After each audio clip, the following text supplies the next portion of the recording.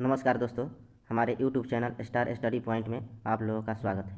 तो आइए हम लोग इस वीडियो में पढ़ेंगे बाल विकास एवं शिक्षा शास्त्र से जो है 50 प्रश्नों का एक टेस्ट पेपर। तो चलिए आप अपने आप को देखिए कि इस टेस्ट पेपर में कितना सही कर पाते हैं और कमेंट करके हमें इस चैनल पर बताइए कि आपका 50 में कितना नंबर रहा। तो अब हम चलते हैं प्रश्न पर। तो पहला प्रश्न है, मानव बुद्धि एवं विकास की समझ को योग्य बनाती है। यानी पहला प्रश्न है मानव बुद्धि एवं विकास की समझ को पहला प्रश्न है मानव बुद्धि एवं विकास की समझ शिक्षकों को डैश योग्य बनाती है। तो ऑप्शन ए है निष्पक्ष रूप से आगे शिक्षण अभ्यास, बी है शिक्षण के समय शिक्षार्थियों के संवेगों पर नियंत्रण बनाए रखना, सी है विविध शिक्षार्थियों के शिक्षण के बारे में स्पष्टता, डी है शिक्षार्थियों को यह बताना कि वे अपने जीवन को कैसे सुधार सकते हैं। तो आइए बताइए क्या होगा इस प्रश्न का उत्तर।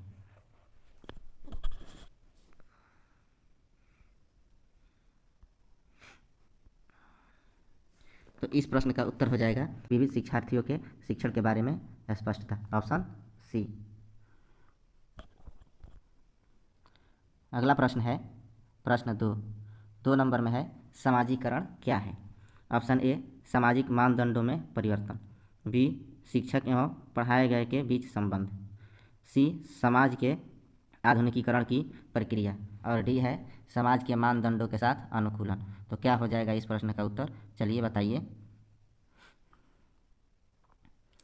तो हमारे इस प्रश्न का उत्तर हो जाएगा जो है ऑप्शन सी समाज के आधुनिकीकरण की प्रक्रिया। समाज के आधुनिकीकरण की प्रक्रिया ऑप्शन सी हो जाएगा। ठीक है, अब है हमारा तीसरा प्रश्न है कि किसके अतिरिक्त बुद्धि के निम्नलिखित पक्षों को स्टर्नबर्ग के त्रितंत्र सिद्धांत में संबोधित किया गया है।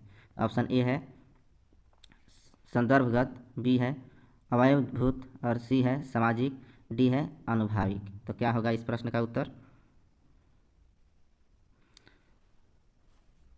हाँ, तो इस प्रश्न का उत्तर हो जाएगा हमारा ऑप्शन सी सामाजिक।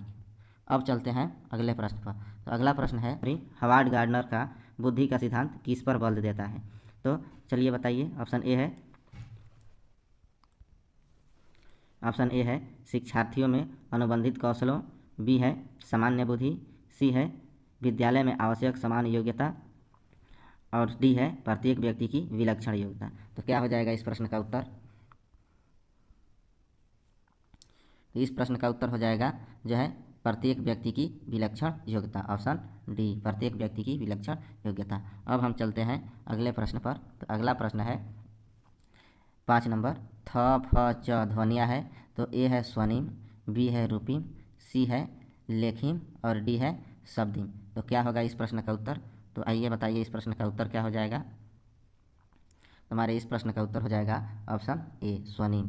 ठीक है, अब चलते हैं हम अगले प्रश्न पर। तो अगला प्रश्न है कि कक्षा 6 को जेंडर रूढ़िबद्धता से बचने के लिए एक शिक्षक को क्या करना चाहिए। ऑप्शन ए है लड़कों को जोखिम उठाने और निर्भीक बनने के लिए प्रोत्साहित करना, बी है लड़के लड़कियों को एक साथ अपारंपरिक भूमिकाओं में रखना चाहिए, सी है अच्छी लड़की अच्छा लड़का कहकर से शिक्षार्थियों से कार्य की सराहना करनी चाहिए, डी है कुश्ती में भाग लेने के लिए लड़कियों को निरुत्साहित करना चाहिए। तो चलिए बताइए इस प्रश्न का उत्तर क्या हो जाएगा। तो हमारे इस प्रश्न का उत्तर हो जाएगा लड़के लड़कियों को एक साथ अपारंपरिक भूमिकाओं में रखना चाहिए। तो देखते हैं ऑप्शन कहाँ है, लड़के लड़कियों को बी हो जाएगा, ऑप्शन बी। ठीक है, अब जो है अगला प्रश्न है कि विद्यालयों को किसके लिए व्यक्तिक विभिन्नताओं को पूरा करना चाहिए। तो यहाँ है ए में व्यक्तिक शिक्षार्थी को विशिष्ट होने की अनुभूति कराने के लिए, व्यक्तिक शिक्षार्थी के मध्य खाई को कम कराने के लिए, सी है शिक्षार्थियों के निष्पादन और योग्यताओं को सम्मान करने के लिए, डी है यह समझने के लिए कि क्यों शिक्षार्थी सीखने के योग्य या अयोग्य है। तो इस प्रश्न का उत्तर क्या हो जाएगा, ये बताइए। तो इस प्रश्न का उत्तर हो जाएगा ऑप्शन डी यह समझने के लिए कि क्यों शिक्षार्थी सीखने के योग्य या अयोग्य है, ऑप्शन जो है हमारा डी हो जाएगा इस प्रश्न का उत्तर। अब हम चलते हैं अगले प्रश्न पर।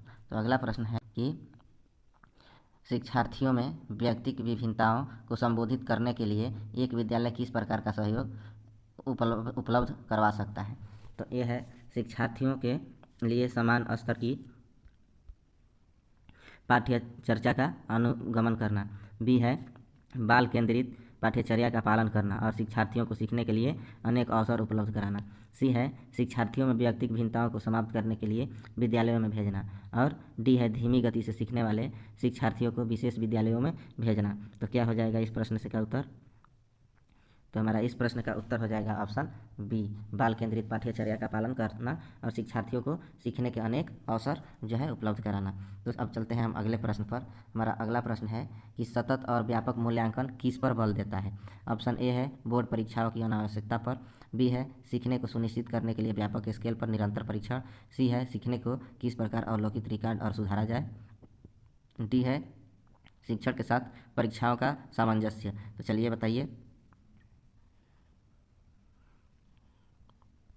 इस प्रश्न का उत्तर हो जाएगा हमारा ऑप्शन जो है सीखने के किस प्रकार अवलोकित रिकॉर्ड जो है सुधारा जाए, सी है ऑप्शन सी। ठीक है, अब चलते हैं प्रश्न नंबर 10 पर। तो 10वां प्रश्न क्या है देखिए, 10 नंबर प्रश्न है विद्यालय आधारित आकलन क्या है? तो यहाँ विद्यालय आधारित आकलन शिक्षार्थियों और शिक्षकों को अगंभीर और लापरवाह बनाना है। और बी है शिक्षा बोर्ड की जवाबदेही कम करता है। सी है सार्वभौमिक राष्ट्रीय मानकों की प्राप्ति में बाधा उत्पन्न करता है। डी है परिचित वातावरण में अधिक सीखने में सभी शिक्षार्थियों की मदद करता है। तो इस प्रश्न का उत्तर क्या हो जाएगा हमारा? Option D. इस प्रश्न का उत्तर हो जाएगा ऑप्शन डी, परिचित वातावरण में अधिक सीखने में सभी विद्यार्थियों की मदद करता है। अब हम चलते हैं अगले प्रश्न पर। तो हमारा जो है 11 नंबर प्रश्न है किसके अतिरिक्त निम्नलिखित समस्या समाधान की प्रक्रिया के चरण है? तो यहाँ है ए परिणामों की आशा करना, बी समस्या की पहचान, सी समस्या को छोटे हिस्सों में बांटना, डी संभावित युक्तियों को खोजना। तो क्या हो जाएगा इस प्रश्न का उत्तर? हो जाएगा समस्या को छोटे हिस्सों में बांटना, जो है ऑप्शन सी, समस्या को छोटे हिस्सों में बांटना इस प्रश्न का उत्तर हो जाएगा। ठीक है, अगला प्रश्न है कि बालकों की सोच अमूर्तता की अपेक्षा मूर्त अनुभव एवं प्रत्ययों से होती है। यह अवस्था है ऑप्शन ए है 7 से 12 वर्ष, बी है 12 वर्ष से वयस्क तक, सी है 2 से 7 वर्ष और डी है जन्म से 2 वर्ष। तो क्या होगा इस प्रश्न का उत्तर? ऑप्शन ए 7 से 12 वर्ष। अब चलते हैं प्रश्न 13 पर। 13 नंबर प्रश्न है मानव विकास किन दोनों योगदान का परिणाम है? तो ए है अभिभावक एवं अध्यापक का, बी है सामाजिक एवं सांस्कृतिक कारकों का, सी है वंशक्रम एवं वातावरण का और डी है उपयुक्त में से कोई नहीं। तो क्या होगा इस प्रश्न का उत्तर? तो आइए बताइए। तो हमारे इस प्रश्न का उत्तर हो जाएगा ऑप्शन जो है वंशक्रम एवं वातावरण का, ऑप्शन सी, वंशक्रम एवं वातावरण का। अब है अगला प्रश्न। तो अगला प्रश्न है कि निम्न में से कौन पियाजे के अनुसार बौद्धिक विकास का निर्धारक तत्व नहीं है? तो देखिए इसमें हमें आंसर चुनना है निगेटिव, कौन नहीं है। तो क्या हो जाएगा? ए सामाजिक संचरण, बी अनुभव, सी संतुलनीकरण और डी इनमें से कोई नहीं। तो 14 नंबर प्रश्न का उत्तर क्या होगा आइए बताइए। तो यहाँ जो हो जाएगा हमारा जो है समाजीकरण संचरण, यह जो है जीन पियाजे का बौद्धिक विकास का निर्धारक तत्व नहीं है, बल्कि यह किसका है? सामाजिक विकास जो है वाइगोत्स्की का जो है विकास का सिद्धांत है। तो इस तरह से हमारा इस प्रश्न का उत्तर हो जाएगा ये, जो हमें निगेटिव पूछा था, और निगेटिव क्या है? सामाजिक संचरण, जो वाइगोत्स्की का सामाजिक सिद्धांत से लिया गया है। ठीक है, प्रश्न 15 है समस्या के अर्थ को जानने की योग्यता वातावरण के दोषों, कमियों एवं रिक्तियों के प्रति सजगता विशेषता है। तो ऑप्शन ए है प्रतिभाशाली बालकों की, बी है सामान्य बालकों की, सी है सृजनशील बालकों की और डी है उपरोक्त में से कोई नहीं। तो क्या हो जाएगा इस प्रश्न का बताइए। तो इस प्रश्न का उत्तर हो जाएगा ऑप्शन सी, सृजनशील बालकों की। अगला प्रश्न है कि एक क्रिकेट खिलाड़ी अपनी गेंदबाजी के कौशल को विकसित कर लेता है पर यह उसके बल्लेबाजी की कौशल को प्रभावित नहीं करता, इसे कहते हैं ए, ऑप्शन ए है विधेयात्मक प्रशिक्षण अंतरण, बी है निषेधात्मक प्रशिक्षण अंतरण और सी है शून्य प्रशिक्षण अंतरण और डी है उपरोक्त में से कोई नहीं। तो चलिए बताइए 16 नंबर प्रश्न का उत्तर क्या हो जाएगा? इसका उत्तर हो जाएगा ऑप्शन सी, शून्य प्रशिक्षण अंतरण। अब चलते हैं हम अगले प्रश्न पर। हमारा अगला प्रश्न है निम्नलिखित में से कौन सा कथन किसी व्यक्ति के मानसिक स्वास्थ्य को उत्तम रूप से प्रदर्शित करता है? ऑप्शन ए है पूर्ण अभिव्यक्ति, संगतिकरण और सामान्य लक्षण की ओर निर्देशन। बी है मानसिक विकारों का ना होना और सी है व्यक्तित्व के विकारों से मुक्ति। डी है उपरोक्त सभी। तो क्या होगा इस प्रश्न का उत्तर? इस प्रश्न का उत्तर हो जाएगा ऑप्शन ए। ठीक है, पूर्ण अभिव्यक्ति, संगतिकरण और सामान्य लक्षण की ओर निर्देशन। अब चलते हैं अगले प्रश्न पर। अगला प्रश्न है कि फ्रायड, पियाजे एवं अन्य वैज्ञानिकों ने व्यक्तित्व विकास के विभिन्न अवस्थाओं के संदर्भ में व्याख्या की है, परंतु पियाजे ने जो है ये कहा कि विकास की अवस्थाएं वातावरण से निर्धारित होती है। बी कहा कि शैशवावस्था के अनुभव ही अधिक प्रभावित करते हैं, बाकी अवस्थाओं के सीमित प्रभाव होते हैं। और सी है कि विभिन्न अवस्थाओं को समझाने के लिए संज्ञानात्मक बदलाव के बारे में कहा है। डी है उपरोक्त में से कोई नहीं। तो क्या हो जाएगा इस प्रश्न का उत्तर? इस प्रश्न का उत्तर हो जाएगा हमारा ऑप्शन जो है सी, विभिन्न अवस्थाओं को समझाने के लिए संज्ञानात्मक बदलाव के बारे में जो है बताया है। तो इस तरह हमारा ऑप्शन सी इस प्रश्न का उत्तर हो जाएगा। अब चलते हैं अगले प्रश्न पर। अगला प्रश्न है गिलफोर्ड ने अभिसारी चिंतन पद का प्रयोग किसके समान अर्थ में किया है? तो ये है बुद्धि, बी है सृजनात्मकता और सी है बुद्धि एवं सृजनात्मकता और डी है इनमें से कोई नहीं। तो क्या होगा इस प्रश्न का उत्तर? इसका हो जाएगा उत्तर ऑप्शन बी, सृजनात्मकता। अब हम चलते हैं अगले प्रश्न पर। तो हमारा अगला प्रश्न है कि व्यक्ति एवं बुद्धि में वंशानुक्रम की क्या भूमिका है? तो ए है नाम मात्र की भूमिका है, बी महत्वपूर्ण भूमिका है, सी अपूर्वानुमेय भूमिका है और डी आकर्षक भूमिका है। तो क्या होगा इस प्रश्न का उत्तर? इस प्रश्न का उत्तर हो जाएगा ऑप्शन ए, नाम मात्र की भूमिका है। अब है अगला प्रश्न कि जिन इच्छाओं की पूर्ति नहीं होती है उनका भंडार गृह निम्न में से कौन सा है? तो ए है इदम, बी है अहम, सी है परम अहम और डी है इदम एवं अहम। तो क्या हो जाएगा इस प्रश्न का उत्तर? ऑप्शन ए हो जाएगा। ठीक है, इदम। अब चलते हैं अगले प्रश्न पर। तो अगला प्रश्न है कि रक्षा तंत्र बहुत सहायता करता है। ए हिंसा से निपटने में, बी दबाव से निपटने में, सी थकान से निपटने में, डी अजनबियों से निपटने में। तो क्या होगा इस प्रश्न का उत्तर बताइए? इसका उत्तर हो जाएगा ऑप्शन जो है बी, दबाव से निपटने में। ऑप्शन बी हो जाएगा इस प्रश्न का उत्तर, दबाव से निपटने में। अब चलते हैं अगले प्रश्न पर। अगला प्रश्न है बालक प्रसंग बोध परीक्षण 3 वर्ष से 10 वर्ष की आयु के बालकों के लिए बनाया गया है। इस परीक्षण में कार्ड में प्रतिस्थापित किए गए हैं। ठीक है, तो ये है सजीव वस्तुओं के स्थान पर निर्जीव वस्तुओं को, बी है लोगों के स्थान पर जानवरों को, सी है पुरुषों के स्थान पर महिलाओं को और डी है वयस्क के स्थान पर बालकों को। तो क्या होगा इस प्रश्न का उत्तर? ऑप्शन बी हो जाएगा, लोगों के स्थान पर जानवरों को। ठीक है, अब हम चलते हैं अगले प्रश्न पर। तो अगला प्रश्न है क्रियात्मक अनुसंधान का उद्देश्य है। तो यह है नवीन ज्ञान की खोज, बी है शैक्षिक परिस्थितियों में व्यवहार विज्ञान का विकास और सी है विद्यालय तथा कक्षा की शैक्षिक कार्य प्रणाली में जो है सुधार लाना और डी है उपरोक्त सभी। तो क्या हो जाएगा इस प्रश्न का उत्तर? इस प्रश्न का उत्तर हो जाएगा विद्यालय तथा कक्षा की शैक्षिक कार्य प्रणाली में सुधार लाना। ऑप्शन सी हो जाएगा। ठीक है, अब चलिए अगला प्रश्न है कि बच्चे विकास के सिद्धांतों को समझना शिक्षा की सहायता करता है। ए शिक्षार्थी की अधिक पृष्ठभूमि को पहचानने में, बी शिक्षार्थियों को क्यों पढ़ाना चाहिए औचित्य स्थापित करने में, ऑप्शन सी है शिक्षार्थियों की विभिन्न अधिगम शैलियों को प्रभावी रूप से संबोधित करने में, डी है शिक्षार्थियों के सामाजिक स्तर को पहचानने में। तो चलिए बताइए इस प्रश्न का उत्तर क्या हो जाएगा? तो 22 नंबर प्रश्न का उत्तर क्या होगा, चलिए बताइए।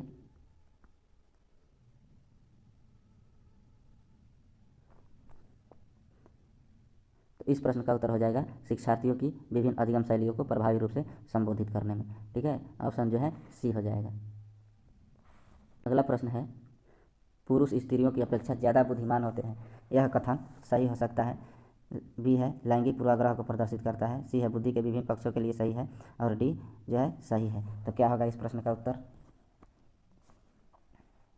26 नंबर प्रश्न का उत्तर हो जाएगा ऑप्शन बी, लैंगिक पूर्वाग्रह को प्रदर्शित करता है। अब चलिए अगले प्रश्न पर चलते हैं।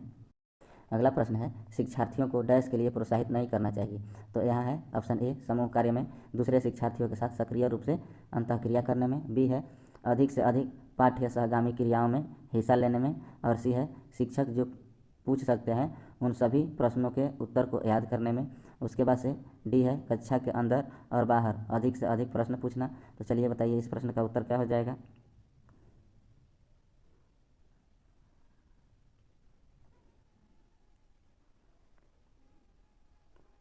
इस प्रश्न का उत्तर हो जाएगा हमारा ऑप्शन सी, शिक्षक जो पूछ सकते हैं उन सभी प्रश्नों को याद करने के लिए। ठीक है। प्रश्न 28 है, निम्नलिखित में से कौन सा रचनात्मक आकलन के लिए उपकरण नहीं है। तो ये भी हमारा निगेटिव प्रश्न है, नहीं है। ये है मौखिक प्रश्न, बी है सत्र परीक्षा, सी है प्रश्नोत्तरी और खेल और डी है दत्त कार्य। तो चलिए बताइए इस प्रश्न का उत्तर क्या होगा। इस प्रश्न का उत्तर हो जाएगा हमारा ऑप्शन बी, सत्र परीक्षा। अब हम चलते हैं अगले प्रश्न पर। भारतीय समाज की बहुभाषिक विशेषता को किसके रूप में देखा जाना चाहिए।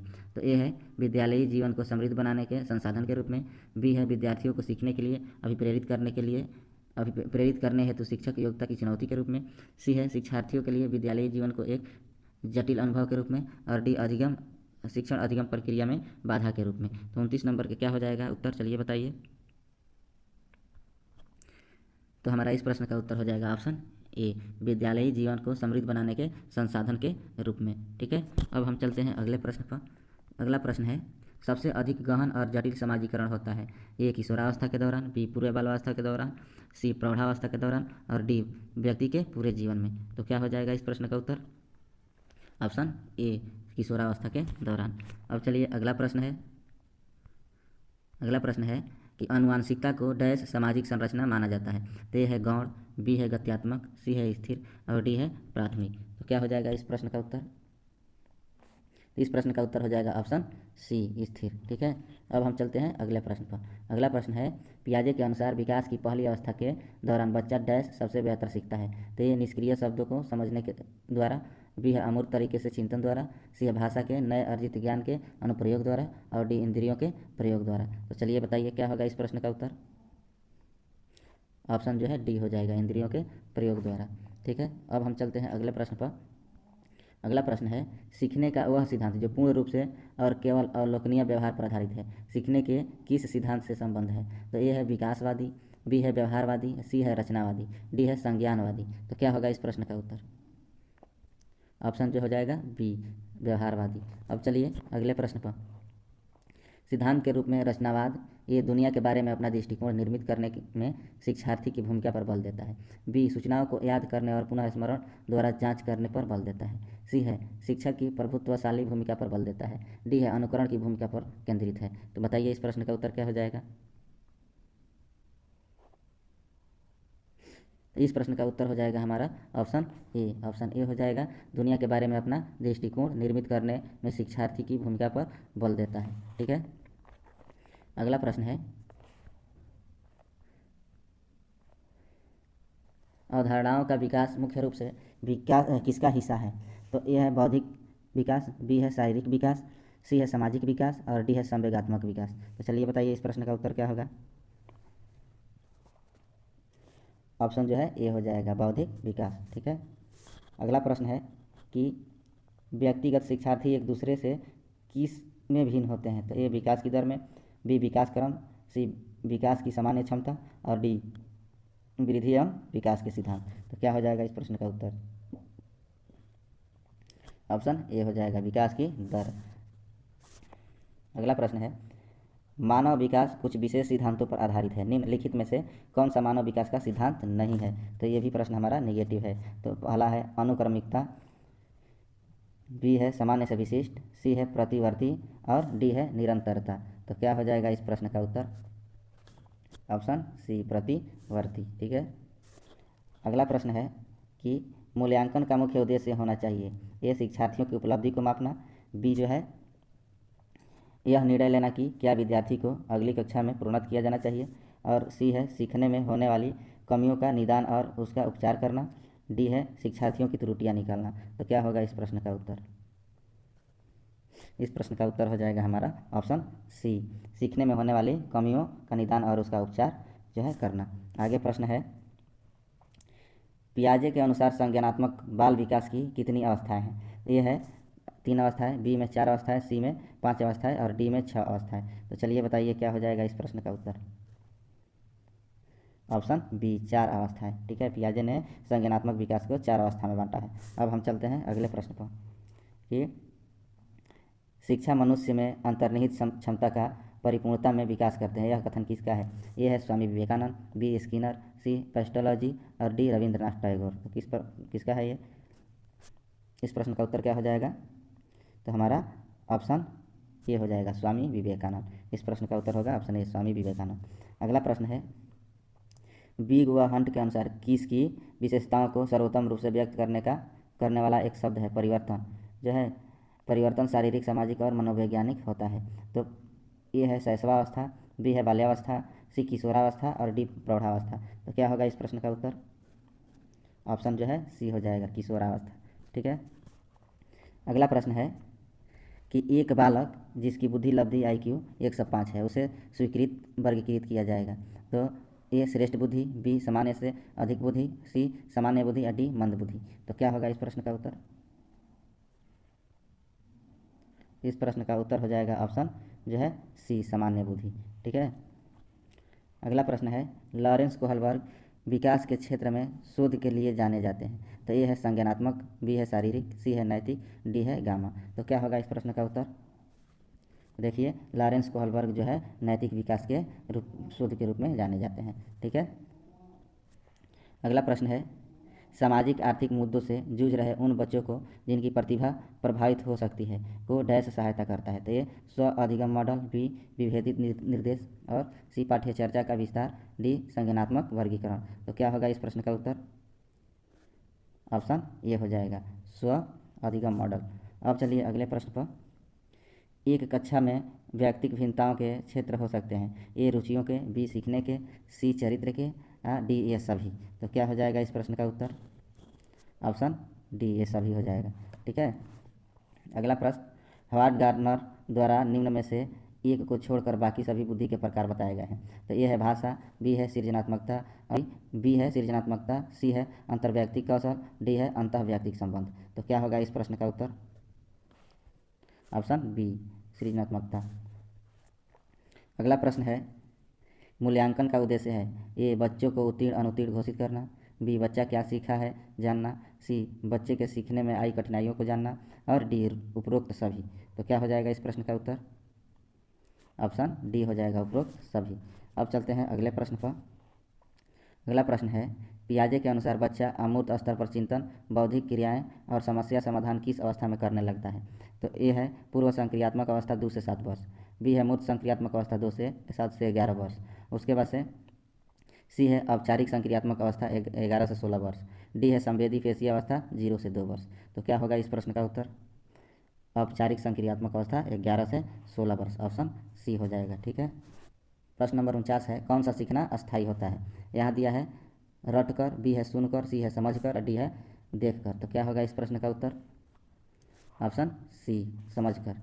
अगला प्रश्न है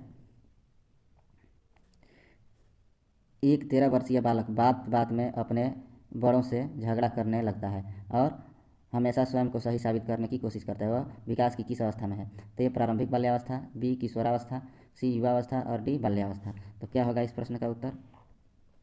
ऑप्शन बी हो जाएगा किशोरावस्था। तो चलिए दोस्तों हमारा यह टेस्ट पेपर के अंतिम प्रश्न था। तो चलिए आप जो है देखिए और इसे बताइए कि आपका कितना नंबर आया है। ठीक है, और मेरे चैनल को लाइक कीजिए, शेयर कीजिए, सब्सक्राइब कीजिए।